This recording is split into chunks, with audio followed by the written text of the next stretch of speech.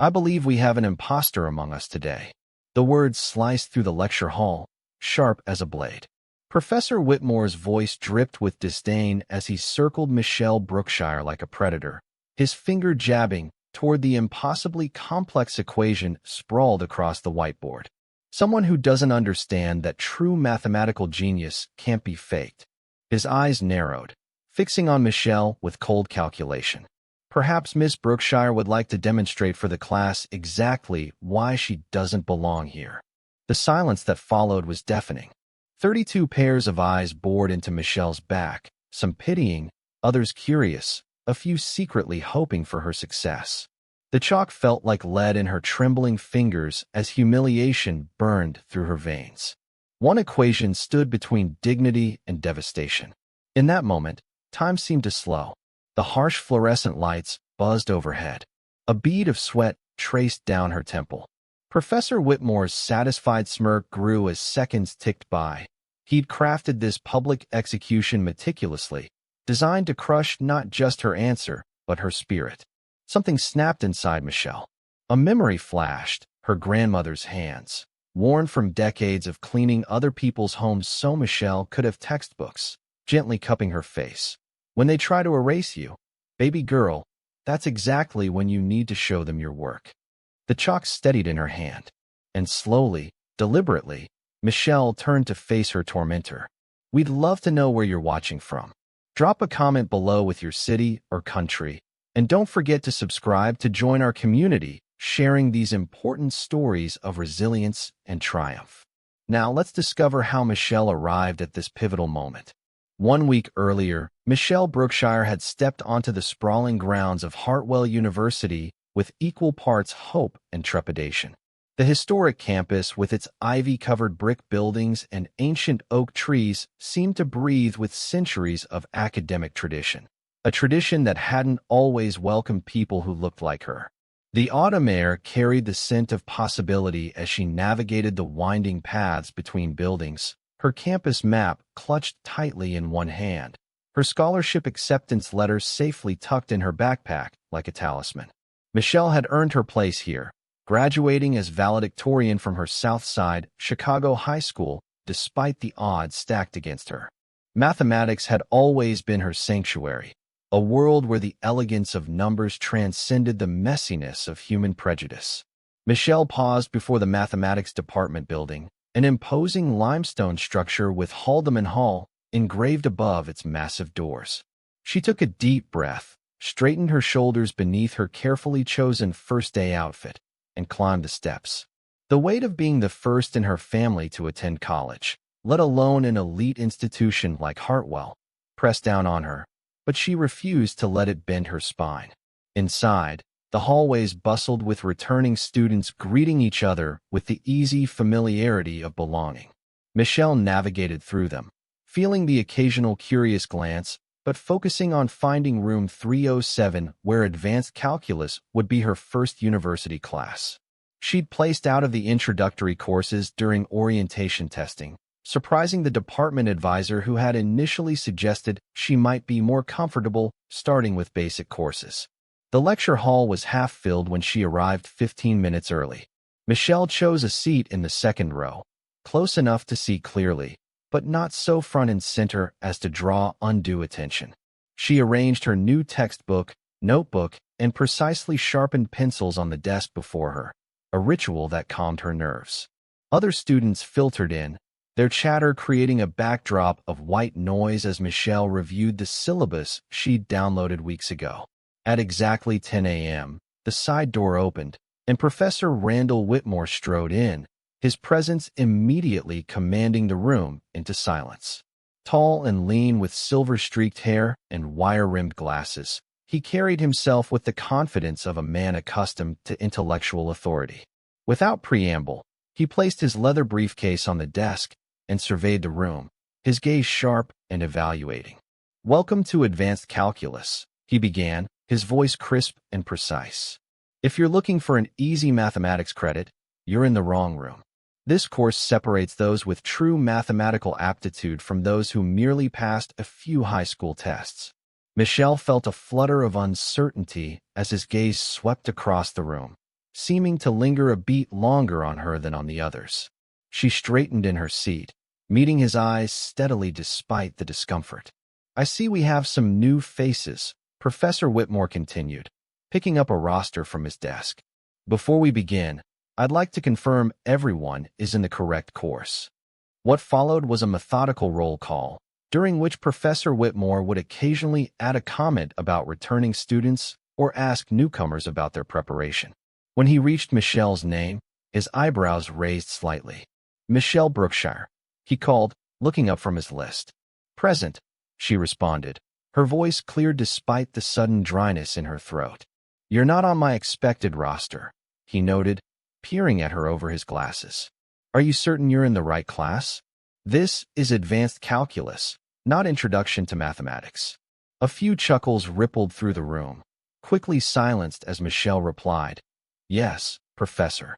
I placed into this course during orientation." Professor Whitmore's lips pressed into a thin line. "Placed in? Interesting.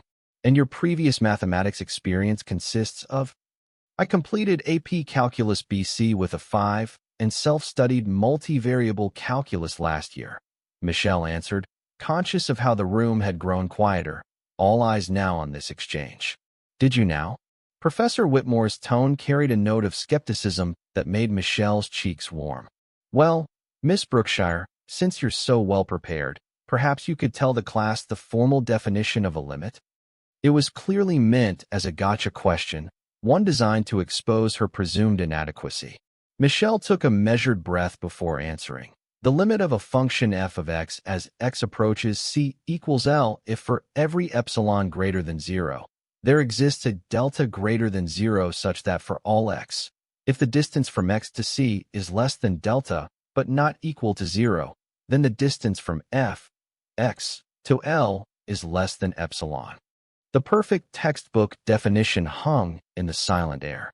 Professor Whitmore's expression flickered, surprise quickly masked by something harder to read. "Memorization is not understanding, Miss Brookshire," he finally said, turning away from her to address the class again. "This semester, we will move beyond rote learning to true mathematical thinking." The dismissal was subtle but clear. As Professor Whitmore launched into his lecture, Michelle tried to focus on the content rather than the burning sensation in her chest. She took meticulous notes, raised her hand to answer questions when others remained silent, and demonstrated her knowledge at every opportunity, driven by a familiar need to prove herself. When class ended 90 minutes later, Michelle gathered her belongings slowly, her initial excitement about the course somewhat dimmed. As students filed out, she overheard fragments of conversation. "Whitmore's reputation is no joke, and did you see how he went after the new girl?" She had almost reached the door when Professor Whitmore's voice stopped her. "Miss Brookshire, a moment." Michelle turned, squaring her shoulders as she approached his desk. "Yes, Professor?" He was sorting through papers, not looking up at her. "I noticed you've been placed in my course without the usual prerequisites at Hartwell. While AP courses are admirable, they rarely provide the rigorous foundation we expect." "I understand, sir," Michelle replied carefully. "But I've always excelled in mathematics, and—" "Excellence is relative, Miss Brookshire," he interrupted, finally looking up at her. "What passes for exceptional in some environments barely meets the standard in others. I would hate to see you struggle unnecessarily when there are more appropriate paths available." The implication hung in the air between them. Michelle felt a familiar tightness in her throat, the same feeling she'd experienced when her 8th-grade teacher had accused her of cheating after she'd solved a problem faster than the textbook method, or when her high school counselor had suggested cosmetology school instead of reviewing her college applications. "I appreciate your concern, Professor," she said, her voice steady despite the emotion building behind it. "But I belong in this class, and I intend to excel here as I have everywhere else." Something flickered in Professor Whitmore's eyes. Challenge, perhaps, or disdain. He turned back to his papers. "We shall see, Miss Brookshire. The first assignment is posted online. I suggest you start immediately if you hope to keep up." Michelle nodded curtly and left the room, her footsteps echoing in the empty hallway. Outside, the The autumn sunshine seemed dimmer than it had that morning, the campus suddenly vast and unwelcoming. She found a bench beneath an old oak tree and sank onto it, allowing herself a moment of private doubt. She pulled out her phone, tempted to call her grandmother. Vivian Brookshire had always been her rock, the woman who had raised her after her parents' fatal car accident when Michelle was just 7. Grandma Viv had worked 2 jobs to support them, had advocated fiercely when teachers underestimated Michelle, had scrounged together money for math competitions and advanced textbooks when she showed prodigious talent. But Michelle hesitated, her finger hovering over the call button. Her grandmother had sacrificed so much to get her here. She couldn't burden her with problems on the very first day. She would handle this herself, as she'd learned to handle so many things. Sliding the phone back into her pocket, Michelle opened her laptop instead and found the first assignment. Professor Whitmore hadn't been exaggerating about the difficulty. The problem set was challenging, but as Michelle began working through the questions, the familiar rhythm of mathematical thinking calmed her turbulent emotions. Numbers and functions had always made sense to her in a way people sometimes didn't. They followed logical rules, revealed beautiful patterns, and rewarded persistence. She was so absorbed in her work that she barely noticed someone sit beside her until a voice broke her concentration. You really stood your ground in there. Not many people challenge Whitmore on day 1 and live to tell about it. Michelle looked up to find a lanky young man with warm brown eyes and a friendly smile. His curly hair was pulled back in a short ponytail, and he had the relaxed confidence of someone comfortable in this environment. I wasn't trying to challenge anyone, Michelle said, closing her laptop slightly. Just answering his questions. Well, you made an impression. I'm Darius Phillips, by the way. 3rd year applied mathematics major. He extended his hand. Michelle Brookshire, she replied, shaking it. 1st year, still deciding between pure and applied. Darius nodded appreciatively. Keeping your options open. Smart. He glanced at her laptop. Already starting the assignment? That's dedication. Or self-preservation, Michelle said with a small smile. I get the feeling Professor Whitmore is looking for any excuse to suggest I drop his class. Darius's expression grew more serious. Yeah, about that. Whitmore has a reputation. Brilliant mathematician, demanding professor, but also. Also what? Michelle pressed when he hesitated. Let's just say he has some old-school ideas about who belongs in advanced mathematics. Darius finally said, his voice lower. I've had 3 courses with him, and I've noticed patterns in who he encourages and who he doesn't. Michelle nodded slowly, a familiar weight settling in her stomach. She'd navigated these waters before. Thanks for the heads up, but I'm used to proving people wrong. I figured, Darius said with a wider smile. That delta epsilon definition was textbook perfect. You're going to do fine. He stood, adjusting his backpack. A bunch of us math majors have a study group that meets Thursdays in the library. You should join us. I might do that, Michelle said, surprised and touched by the invitation. Cool. See you around, Michelle. He gave a casual wave and headed down the path. As she watched him go, Michelle felt a small spark of hope reignite. Perhaps she could find her place here after all. She returned to her assignment with renewed determination, unaware that her confrontation with Professor Whitmore was just the opening skirmish in a battle that would come to define her first semester at Hartwell. The following days established a pattern. In each class, Professor Whitmore would call on Michelle with questions designed to expose gaps in her knowledge, questions that often went beyond the assigned reading or ventured into obscure corners of calculus history. Each time, Michelle would answer correctly or admit when she didn't know but offer related information that demonstrated her understanding. Each correct answer seemed to irritate rather than impress him. When she spoke in class discussions, he would frequently cut her off or dismiss her contributions with faint praise that felt more like criticism. A superficial but not incorrect observation, Miss Brookshire. By Friday's class, the tension was palpable. Several students had begun to exchange uncomfortable glances during these interactions, and Michelle had noticed a few supportive nods when she stood her ground. Darius, who sat a few rows behind her, had taken to giving her a thumbs up whenever she successfully navigated one of Whitmore's intellectual traps. After class that day, Michelle was gathering her things when she overheard Professor Whitmore speaking with a colleague in the hallway, their voices carrying through the partially open door. "Affirmative action experiment that's lowering our standards," Whitmore was saying, his voice low but clear. "I've reviewed her school's curriculum. There's simply no way she received the preparation necessary for this level of work. Her placement scores suggest otherwise, Randall," the other voice replied, a woman's voice, measured but firm. "Tests can be prepared for, Corinne. Real mathematical intuition is developed over years with proper guidance. You're putting these students in an impossible position by setting them up to fail." Michelle froze, her hands trembling slightly as she slipped her notebook into her backpack. She didn't need to hear her name to know they were discussing her. "Perhaps we should continue this discussion in my office," the woman's voice suggested, growing fainter as they moved down the hallway. Michelle waited until their footsteps had faded before leaving the classroom, her mind racing. The woman had called him Randall, and he had called her Corinne, likely Dr. Corinne Washington, the department chair whose name Michelle had seen on the faculty directory. At least someone in authority seemed skeptical of Professor Whitmore's assessment. As Michelle crossed the quad toward her dormitory, a chilly autumn drizzle began to fall, matching her mood. For a moment, she allowed herself to imagine dropping the class. There were other professors, other sections, but the thought of surrendering to Whitmore's low expectations made her spine stiffen with resolve. That evening, alone in her dorm room while her roommate was out at a campus event, Michelle finally called her grandmother. As soon as she heard Vivian Brookshire's warm, familiar voice, the emotions of the week caught up with her.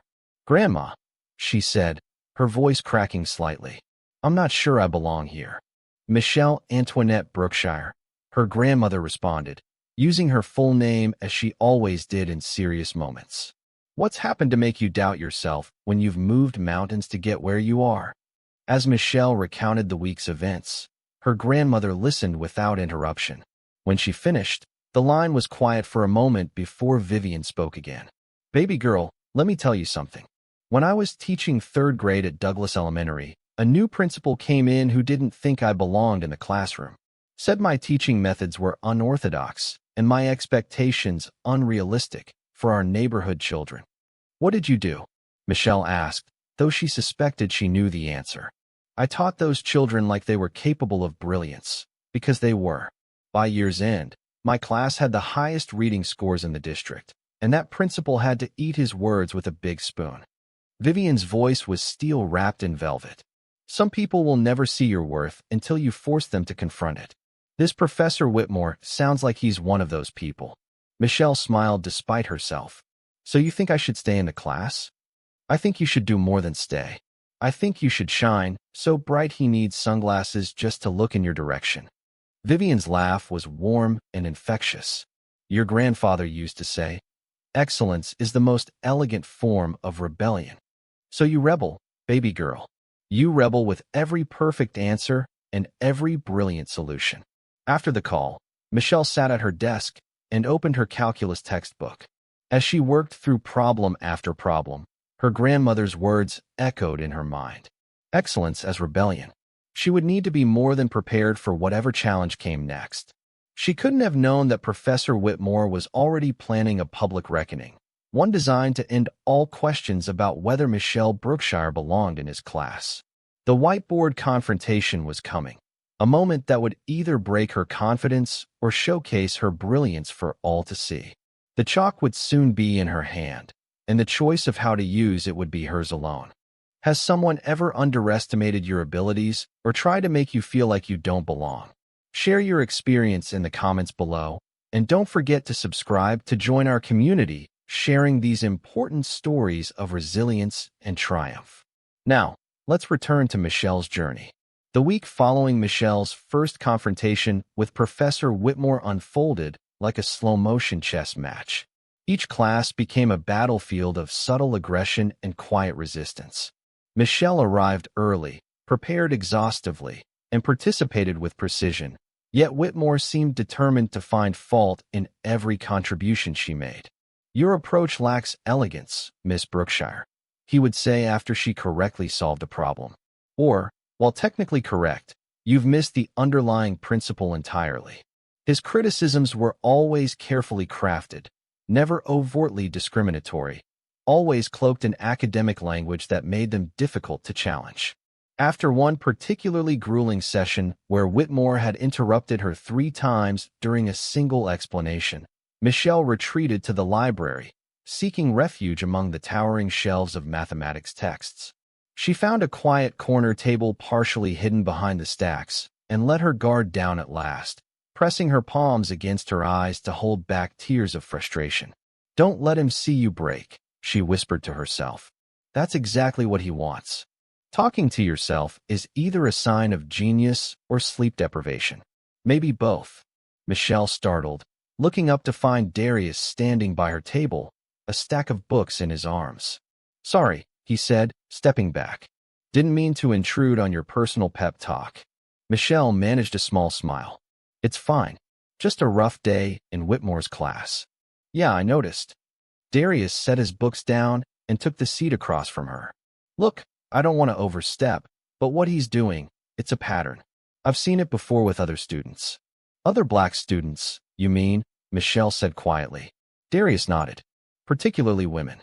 Last year there was this brilliant student, Kiana Valentine. Started in advanced topics, just like you. By mid-semester, Whitmore had her questioning whether she belonged in mathematics at all. She switched to economics." Michelle felt a chill run through her. "So he's done this before." "Successfully. More than once," Darius confirmed. "But here's the thing. None of them had quite what you have." "Which is what, exactly?" "That look you get when he challenges you. Like you're not just answering him. You're solving the problem for yourself, because you love it." Darius leaned forward. "Plus, you've got something else they didn't have." "What's that?"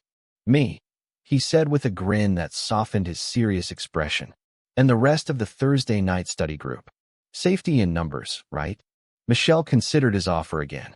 She'd been hesitant to join, not wanting to seem like she needed help, but perhaps alliance was different from assistance. "What time on Thursday?" she asked. 7 to 9, 3rd floor, group study room C, Darius replied. "Bring snacks if you come. We work better with chocolate." After he left, Michelle pulled out her notebook and began working through the day's problems again, methodically checking her answers. As she worked, her mind drifted back to a memory from her sophomore year of high school, the first time she'd recognized that her relationship with mathematics was different from her peers. Her teacher, Mrs. Lowry, had introduced a problem involving optimization. What dimensions would create a box with maximum volume given a fixed amount of material? While her classmates had dutifully plugged numbers into the formula they'd been taught, Michelle had seen the answer almost immediately. Visualizing the mathematical relationship in her mind like a landscape, she could navigate instinctively. When she'd excitedly tried to explain her shortcut to a classmate, the girl had looked at her strangely. "Why do you care so much?" she'd asked. "It's just math." But it had never been just math to Michelle. Numbers spoke to her. Equations unfolded like stories, and the elegant patterns of calculus revealed the hidden architecture of the universe. Mathematics was her native language, the one place where clarity and certainty existed in an otherwise chaotic world. Yet now, Professor Whitmore was trying to turn her sanctuary into a source of shame. She closed her notebook with sudden determination. She would not allow him to corrupt the one thing that had always made perfect sense to her. Thursday evening found Michelle outside the library study room, balancing her calculus textbook in one arm and a package of store-bought cookies in the other. Through the glass panel in the door, she could see 5 students already gathered around a large table covered with open books, laptops, and paper cups of coffee. She hesitated, suddenly uncertain. What if they resented her presence? What if this was some elaborate prank orchestrated by Whitmore supporters? Before she could talk herself out of it, the door swung open and a petite Asian girl with a bright purple streak in her black hair nearly collided with her. "Oh, sorry, I was just going on a coffee run." The girl's eyes lit up at the sight of the cookies. "Are those for us?" "Please say yes. I'm Lynn, by the way." "Michelle." "And yes, they're for the group." Then you're officially my new favorite person. Come in. Lynn grabbed her arm and pulled her into the room. Everyone, this is Michelle, and she brought sustenance. Darius looked up from his laptop and nodded. Glad you made it. Let me introduce everyone.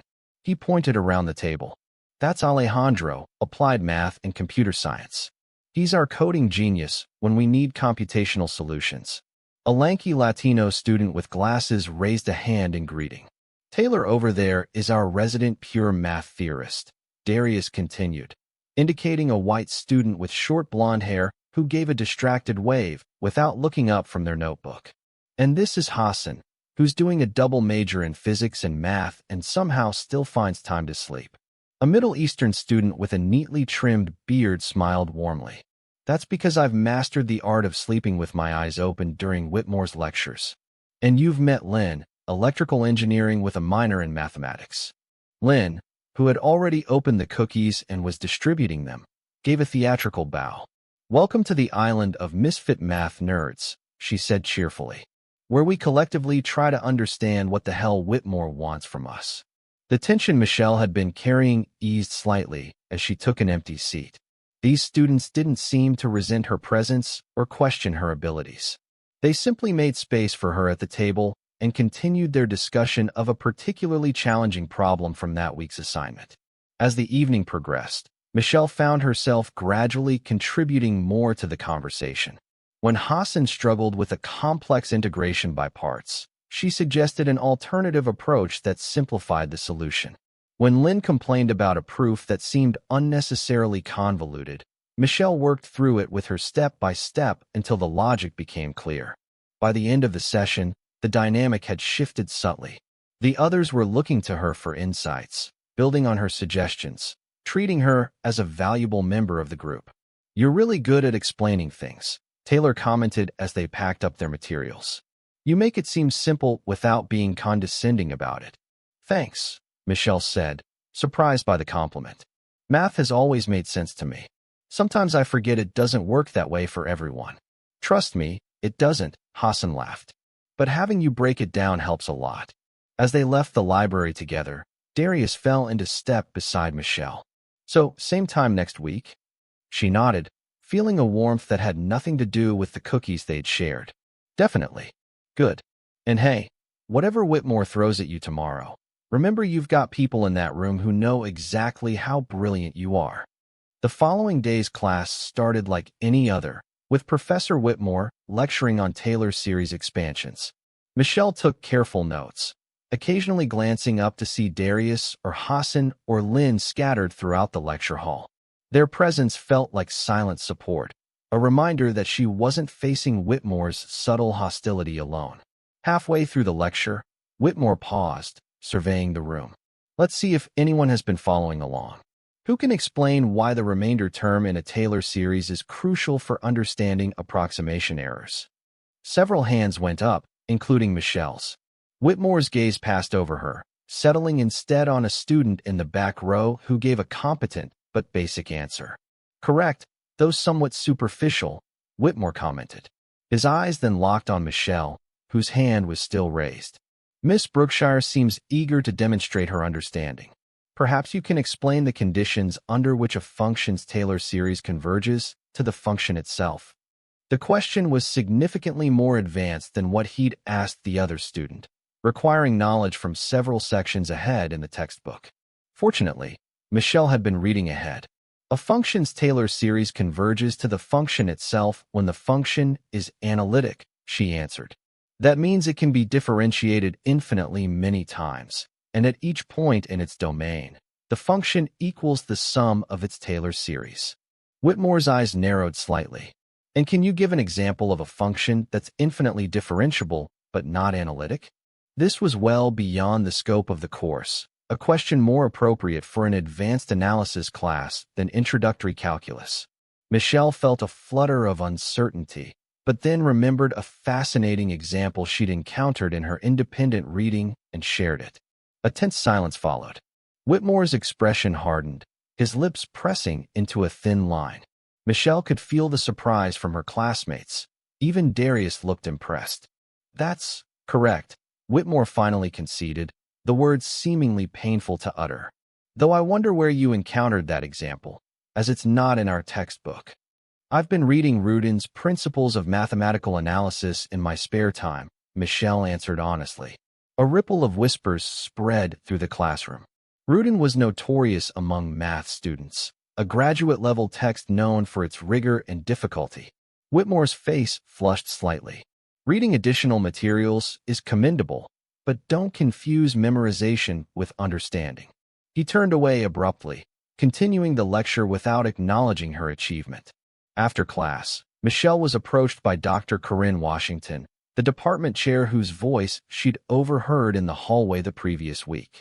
An elegant black woman with silver-streaked locks pulled back in a neat bun, Dr. Washington carried herself with quiet authority. "Miss Brookshire, do you have a moment?" she asked, gesturing to a nearby bench in the hallway. "Of course, Dr. Washington." Michelle followed her, wondering if she was in some sort of trouble. Once seated, Dr. Washington studied her thoughtfully. "That was quite an exchange with Professor Whitmore today. Rudin isn't typical reading for first-year students." Michelle tensed slightly. "Mathematics has always been my passion. I like to explore beyond the required materials." Clearly, Dr. Washington smiled, some of the formality leaving her expression. "I was wondering if you might be interested in our department's research initiative for underclassmen. We pair promising students with faculty mentors for independent projects." "I would be very interested," Michelle replied, surprised by the offer. "Excellent. My office hours are Tuesdays and Thursdays from 2 to 4. Stop by next week and we can discuss potential projects and mentors." She paused, then added more quietly, "I make it a point to support exceptional talent wherever I find it. Not everyone in academia shares that philosophy, unfortunately." The implication was clear.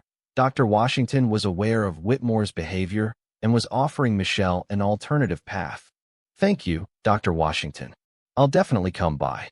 As the department chair walked away, Michelle felt a complex mix of emotions, validation from a respected authority, hope for a meaningful project, but also a growing unease about Professor Whitmore's escalating antagonism. If he resented her correct answer to an impossible question, how would he react when he learned she'd been singled out for the research initiative? That evening, after finishing her assignments, Michelle found herself searching Hartwell's online archives, looking for information about Professor Whitmore's academic history. What she discovered disturbed her deeply. Over his 20-year tenure, Whitmore had supervised 36 honors theses and 22 graduate dissertations. Of these, only 3 had been completed by women and none by black students. The mathematics department overall showed reasonable diversity, but Whitmore's record stood out starkly. In the past 5 years, promising students of color had transferred out of the mathematics program after taking his courses. Michelle sat back from her laptop, anger building in her chest. This wasn't just about her. This was a pattern, a systematic weeding out of students who didn't fit Whitmore's narrow vision of who could excel in mathematics. She picked up her phone and called her grandmother. "It's worse than I thought, Grandma," she said after explaining what she'd found. "He's been doing this for years, and nobody stopped him." Vivian Brookshire was silent for a moment before responding. "People like that are counting on your silence, on you feeling alone and powerless." "I don't know what to do," Michelle admitted. "If I formally complain, it's my word against his.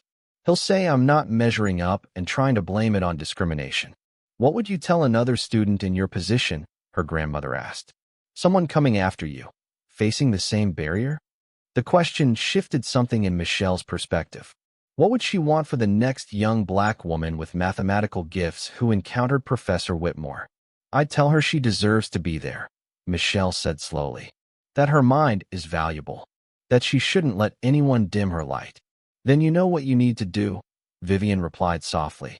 "Be the example that girl will need." That night, Michelle dreamed of standing at a whiteboard that stretched endlessly in all directions, covered in equations that shifted and changed whenever she tried to solve them. In the dream, Professor Whitmore watched from the shadows, laughing each time the numbers rearranged themselves beyond her reach. She woke with her heart pounding, the dream lingering like a premonition. Something told her the confrontation that had been building between them was approaching its climax. She needed to be ready. The following Monday, Michelle arrived at class to find an unusual atmosphere. Students were clustered in whispered conversations that abruptly ceased when she entered. Darius caught her eye from across the room and gave her a puzzled shrug, indicating he didn't know what was happening either. Professor Whitmore arrived precisely on time, but instead of immediately launching into his lecture, he set down his briefcase and surveyed the room with an air of satisfaction. Before we begin today, I'd like to address something that's become apparent over the past few weeks, he announced. There seems to be a significant disparity in preparation levels among students in this course. His gaze settled pointedly on Michelle.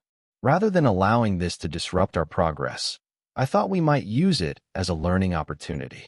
I've prepared a special challenge problem, one that encapsulates several key concepts from our recent discussions. Whitmore turned to the whiteboard and began writing out an equation of stunning complexity.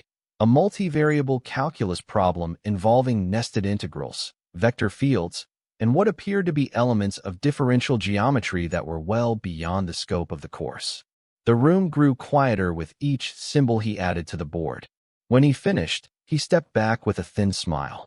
This problem demonstrates why mathematical intuition built on solid foundations is so essential. All the memorization in the world won't help if you can't see the elegant path to a solution. He turned to face the class. Would anyone like to attempt it? No hands went up. The problem was clearly beyond even the strongest students in the room, which was precisely Whitmore's intention. No volunteers, not even our enthusiastic readers of advanced texts. His eyes fixed directly on Michelle. Miss Brookshire, perhaps you'd like to demonstrate your special insights. The challenge was unmistakable. This was the moment he'd been building toward, a public demonstration designed to prove once and for all that she didn't belong. Michelle felt every eye in the room turn toward her. Her throat tightened, her palms suddenly damp. For a moment, she considered refusing, recognizing the trap for what it was. Then she saw Dr. Washington standing quietly at the back of the lecture hall, clearly having slipped in to observe. Their eyes met briefly, and the department chair gave her the slightest nod of encouragement. Michelle stood, her legs feeling oddly disconnected from her body as she made her way to the front of the room. Professor Whitmore handed her a piece of chalk with a triumphant gleam in his eyes. "Take your time," he said, his tone making it clear he expected her to fail regardless of how long she took. "Though I suspect this particular problem may be beyond your current capabilities." Michelle turned to face the board, the impossibly complex equation stretching before her like a mathematical Everest. "I believe we have an imposter among us today," Whitmore's earlier words echoed in her mind. But as she studied the problem, something unexpected happened. Instead of panic, a profound calm descended. The numbers and symbols began to speak to her in their ancient, precise language, a language she'd understood since childhood. And in that moment, Michelle Brookshire knew exactly what she needed to do. What would you do if you were in Michelle's position, facing this deliberate public challenge? Would you walk away or stand your ground? Share your thoughts in the comments below, and don't forget to subscribe to join our community, sharing these important stories of resilience and triumph. Now let's see how Michelle faces this ultimate challenge. Michelle stood before the whiteboard, chalk in hand, facing an equation deliberately crafted to be her undoing. The lecture hall held its collective breath, students leaning forward in their seats, Professor Whitmore watching with barely concealed satisfaction, Dr. Washington observing silently from the back of the room. Time seemed to slow as Michelle studied the problem. It was undeniably complex, a multivariate calculus nightmare involving nested integrals within a vector field, with several apparent trapdoors where standard approaches would lead to mathematical dead ends. But as she examined it more closely, something about the structure caught her attention. This wasn't just any problem. It was a modified version of a classic proof from Stokes' theorem, but with a deliberate error hidden in the setup, a subtle sign flip in one of the partial derivatives that would cause most students to chase their tails in endless calculations. A whisper of memory floated through Michelle's mind. her grandmother standing at their kitchen table years ago, helping a young Michelle with a puzzle. Baby girl, when something seems impossible, that's usually because you're seeing it the way someone wants you to see it, not the way it actually is. Michelle's eyes narrowed as she identified the trap. Professor Whitmore expected her to dive into calculations, to follow the conventional approach, where she would inevitably get tangled in the deliberate error he had planted. Instead, she took a deep breath and began to write. First, she rewrote the problem, correcting the subtle sign error without comment.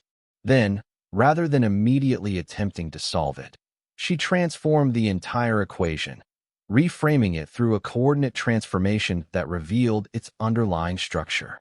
What had appeared as a hopelessly complex calculation suddenly became an elegant application of a theorem they had covered weeks earlier.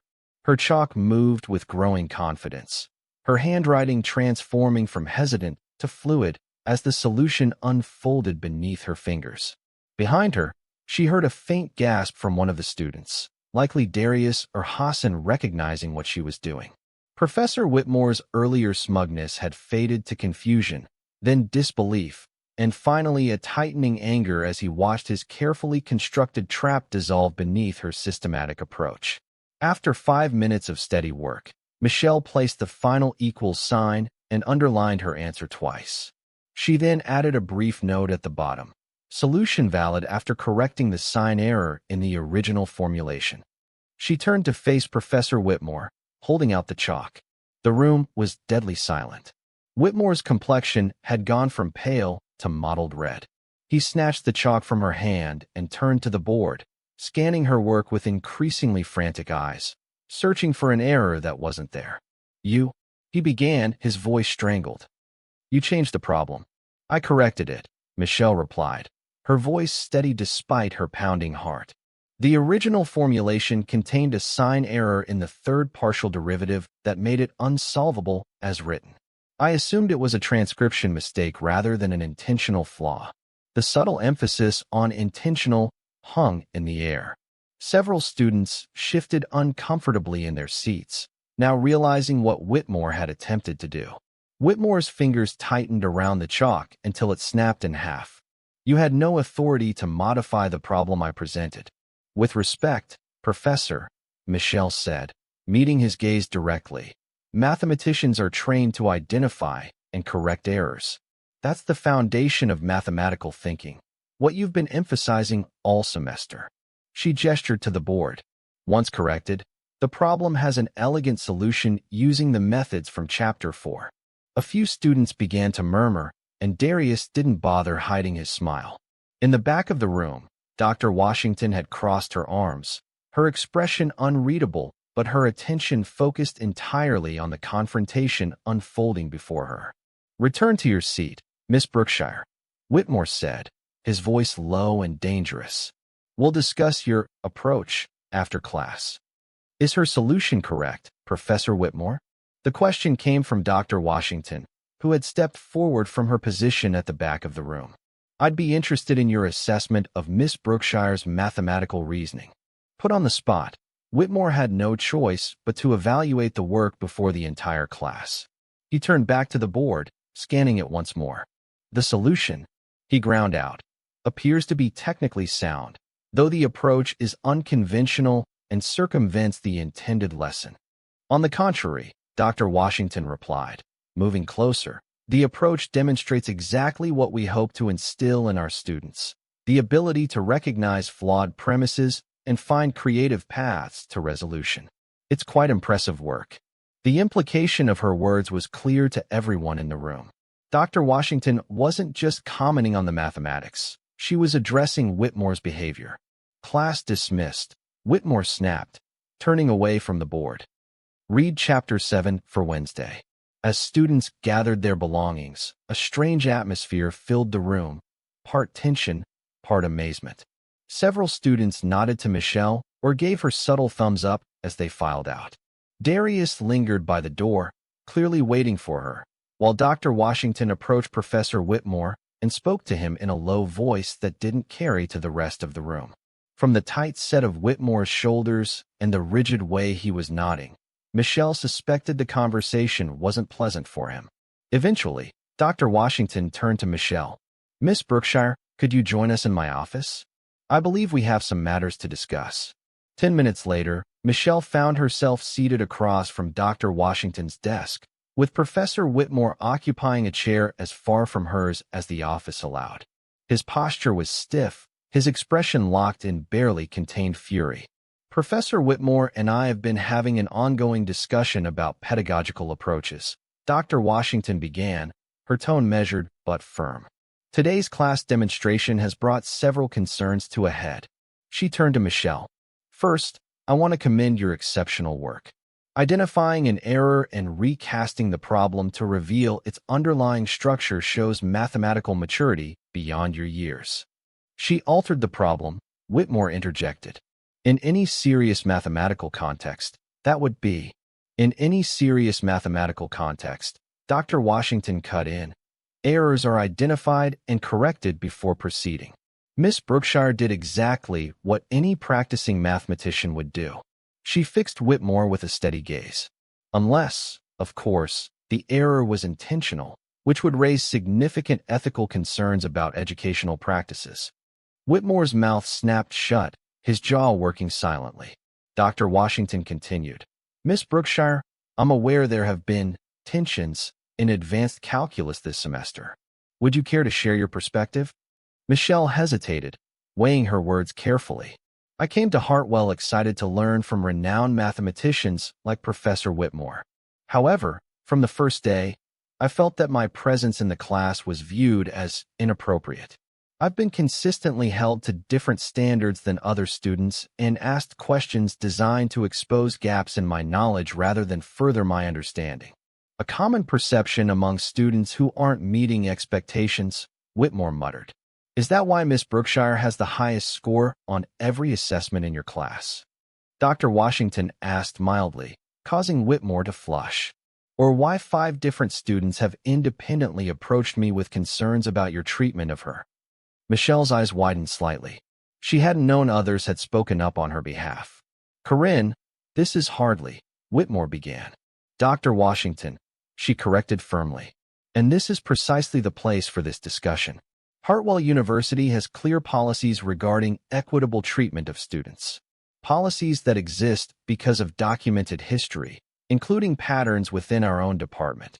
She withdrew a folder from her desk drawer. I've compiled a statistical analysis of grade distributions, course completion rates, and student demographic data from your courses over the past decade. The patterns are statistically significant. Whitmore's face drained of color. You've been investigating me? Based on the complaints of a few disgruntled students who, based on data, Professor, the same standard you allegedly value in your field. Dr. Washington's voice remained calm, but took on a steely edge. The university is committed to creating an environment where every student with the aptitude and dedication can succeed, regardless of background. Your record suggests a systematic barrier to that mission. She turned back to Michelle. I apologize that your educational experience has been compromised by these issues. The department will be implementing several changes to ensure this doesn't continue, for you or any other student. The implications hung clearly in the air. Whitmore sat frozen, suddenly understanding the precariousness of his position. Now, Dr. Washington continued, her tone softening slightly. Regarding the research initiative we discussed earlier, I believe you would be an excellent candidate. In fact, I'd like to mentor you personally on a project exploring applications of differential geometry in machine learning algorithms. Would that interest you? Very much, Michelle replied, struggling to process the rapid shift in her circumstances. Excellent. We'll discuss details during my office hours. Dr. Washington rose, signaling the end of the meeting. Professor Whitmore, please remain. We have additional matters to address. As Michelle left the office, she felt a strange lightness, as if a weight she'd been carrying for weeks had suddenly lifted. Outside, she found Darius waiting in the hallway, along with Lynn, Hassan, and several other students from the class. That was the most epic thing I've ever seen. Lynn burst out before Michelle could speak. You completely destroyed that rigged problem, not to mention Whitmore's whole worldview. Hassan added with a grin. His face when you pointed out his error. I wish I'd taken a picture. Are you okay? Darius asked more quietly, studying her expression. I think I am, Michelle said, surprising herself with the truth of it. Actually, more than okay. Dr. Washington just invited me to join her research team. The group erupted in congratulations, their voices echoing down the hallway of Haldeman Hall, the same hallway where Michelle had walked alone and uncertain just a few weeks earlier. That evening, Michelle called her grandmother with the news. I knew you could do it, baby girl, Michelle Brookshire said, her voice thick with emotion. When your grandfather was alive, he used to say that talent can't be denied forever. It shines too bright to stay hidden. I couldn't have done it without your voice in my head, Michelle admitted. Every time I wanted to give up or just stay quiet, I heard you reminding me of who I am. And who is that? Her grandmother asked softly. Michelle smiled, looking at the mathematically inspired artwork that now decorated her dorm room wall. Fractals and geometric patterns she'd begun drawing as a form of mathematical meditation during the stressful weeks of Whitmore's class. I'm Michelle Brookshire, she said confidently, a mathematician who belongs exactly where she is. 6 months later, Michelle stood at the front of a small classroom in Haldeman Hall, explaining the fundamentals of calculus to a group of high school students from predominantly black and Lading schools in the surrounding area. The Saturday enrichment program had been her idea, a way to build a pipeline for talented students from underrepresented backgrounds who might otherwise never see themselves as future mathematicians. Dr. Washington had enthusiastically supported the initiative, securing funding from the university and recruiting other faculty and students to serve as mentors. Even more surprisingly, several other departments had followed their lead, creating similar programs in physics, computer science, and engineering. Mathematics isn't about memorizing formulas, Michelle explained to the eager young faces before her. It's about seeing patterns, solving puzzles, and finding your own path through problems that might seem impossible at first glance. She wrote an equation on the board, simpler than the one Whitmore had challenged her with, but designed with the same underlying principles. Now, who wants to take the first step? She asked, holding out a piece of chalk. A young girl with braids and bright eyes hesitantly raised her hand. As she came forward to take the chalk, Michelle recognized the mixture of uncertainty and determination in her expression, the same feelings she had experienced on her first day at Hartwell. Remember, Michelle told her quietly, there's more than one way to solve a problem. Trust your instincts. As the girl began to write, Michelle stepped back, watching another generation of mathematical talent begin to bloom. In her mind, she could hear her grandmother's approving voice. Excellence is the most elegant form of rebellion. And it was true. Professor Whitmore was still teaching at Hartwell, though under close supervision and with a dramatically restructured approach to student evaluation. The university had implemented new training programs for faculty on inclusive teaching practices, and the mathematics department was actively recruiting more diverse students and professors. Change was happening, not as quickly as Michelle might have wished, but steadily and irreversibly. And it had begun with a single moment of courage at a whiteboard, when a young woman from Chicago's South Side had refused to accept the limitations others tried to place on her. After the session ended and the high school students had departed, Dr. Washington joined Michelle in packing up the materials. The dean was impressed by your presentation at the faculty meeting yesterday, she commented. Your proposal for expanding the weekend program has been approved for next year. Michelle smiled. That's wonderful news. There's so much untapped talent out there, students who just need someone to see their potential. Someone like you, Dr. Washington noted. Which reminds me, the conference committee accepted your paper. You'll be presenting in Boston next month. Michelle paused, momentarily overwhelmed. 6 months ago, she had been fighting for her right to belong in an introductory calculus class. Now she would be presenting original research at a national mathematics conference as a first-year undergraduate, an almost unheard-of achievement. None of this would have happened if you hadn't been in the classroom that day, she said to Dr. Washington. Thank you for being there. The older woman shook her head. I merely witnessed what was already unfolding. You created this path, Michelle. I just helped clear away some obstacles.